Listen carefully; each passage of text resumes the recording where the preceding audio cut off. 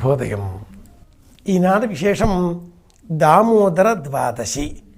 అలాగే శ్రీమన్నారాయణమూర్తికి సమర్పించేటటువంటి కలియుగ ప్రత్యక్ష దైవం శ్రీ వెంకటేశ్వర స్వామి వారు సమర్పించేటటువంటి పవిత్రోత్సవాలు ఈరోజు పూర్తి అవుతున్నాయి. దామోదర ద్వాదశి శ్రావణ మాసంలో శుక్లపక్షంలో వచ్చేటటువంటి ద్వాదశికి దామోదర ద్వాదశి అని పేరు. దామము అంటే తాడు, దామము అంటే బురదలో పుట్టినటువంటి తామర, దామము స్వర్గము, ధామము నిలయము, ఇలా ఎన్నో పదాలను మనం అర్థాలుగా చెప్పుకుంటే దామము తన నాభిలో నుంచి కమలము పుట్టగా ఆ కమలములో బ్రహ్మదేవుడిని కలిగి ఉన్నటువంటి సృష్టి స్థితి కారకుడైనటువంటి శ్రీమన్నారాయణమూర్తి జగన్నాటక సూత్రధారి ఆ స్వామిని మనం దామోదరుడు అని పిలుస్తున్నాం. యశోదమ్మ కృష్ణ పరమాత్ముడిని తాడుతో కట్టింది కాబట్టి ఆయన ఆ తాడుతో కట్టినప్పటికీ ఆ రోలుతో సహా లాక్కుంటూ వెళ్ళాడు, చెట్లను కూల్చాడు, గంధర్వులకు శాప విముక్తి కల్పించాడు. ఆ కథను కూడా జ్ఞాపకం చేసుకుంటూ స్వామిని దామోదరా అని పిలుస్తాం. కనుక ఈ ద్వాదశికి దామోదర ద్వాదశి అని పేరు. ఈ శ్రావణ మాసంలోనే కృష్ణ పరమాత్ముడు జన్మించేటటువంటి రోజు రాబోతుంది కదా. అలాగే ఈ మాసం కలియుగ ప్రత్యక్ష దైవం శ్రీ వెంకటేశ్వర స్వామి వారికి సంబంధించింది. ఆ స్వామివారు జన్మించిన నక్షత్రం శ్రవణ నక్షత్రం కనుక ఈ మాసానికి శ్రావణం అని పేరు. కనుక ఎంతకు వీలైతే అంతగా మనం ఈ మాసంలో విష్ణు సంబంధిత కథాశ్రవణం చేయాలి, విష్ణు స్తోత్రం చెప్పాలి, విష్ణునామ స్మరణ చేయాలి.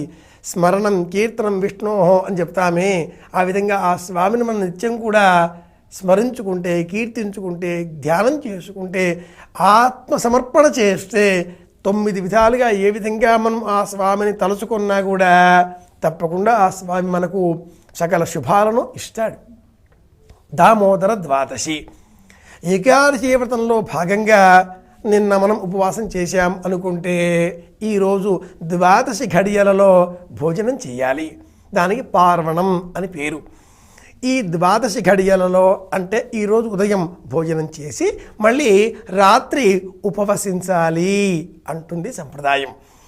నిన్న ఉపవాసం, ఈరోజు ఉదయం భోజనం, ఈరోజు రాత్రికి మళ్ళీ ఉపవాసం, రేపటి నుంచి యథాప్రకారంగా భోజనాదిగాదులు పూర్తి చేసుకోవడం.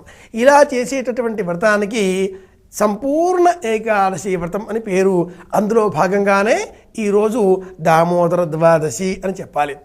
సర్వభూత నివాసోసి శ్రీవాసుదేవ నమోస్తుతే. స్వామి ఆకాశాత్ పతితం తోయం యథాగచ్చతి సాగరం. ఆకాశంలో నుంచి వర్షించేటటువంటి వర్షపు బిందువులు ఏ విధంగా ఏ ప్రాంతాలలో పడినప్పటికీ అవన్నీ కూడా ఒక ధారగా మారి సముద్రంలో ఏ విధంగా లీనమవుతున్నాయో యథాగచ్చతి సాగరం సర్వదేవ నమస్కారః కేశవం ప్రతి గచ్చతి. ఏ దేవతా స్వరూపాన్ని నమస్కారం చేసినా కూడా ఆ నమస్కారాలన్నీ కూడా చివరకు మళ్ళీ ఆ కేశవుడికే, కేశి అనే రాక్షసుని సంహరించినటువంటి శ్రీమన్నారాయణమూర్తికే చెందుతాయి అంటుంది సంప్రదాయం. ఇది భాగవత సంప్రదాయం. అలాగే ఆ స్వామిని మనం వాసుదేవ అన్న, దామోదర అన్న, సంకర్షణ, ప్రద్యుమ్న, అనిరుద్ధ ఏ నామాలతో పిలిచినా కూడా ఒక్క సందేహం అండి మనకు, పరమాత్ముడిని ఇన్ని నామాలతో ఎందుకు పిలవాలి? ఒక నామంతో కాదా అంటే ఆ స్వామిని ఏ నామంతో పిలిస్తే ఆ స్వామి ఆ నామంతో మనకు ప్రతిస్పందిస్తాడు, మన కోరికను ఆ విధంగా పూర్తి చేస్తాడు. కనుక కలియుగ ప్రత్యక్ష దైవం శ్రీమన్నారాయణమూర్తికి ఈరోజు శ్రీ వెంకటేశ్వర స్వామి వారికి ఈరోజు పవిత్రారోపణం.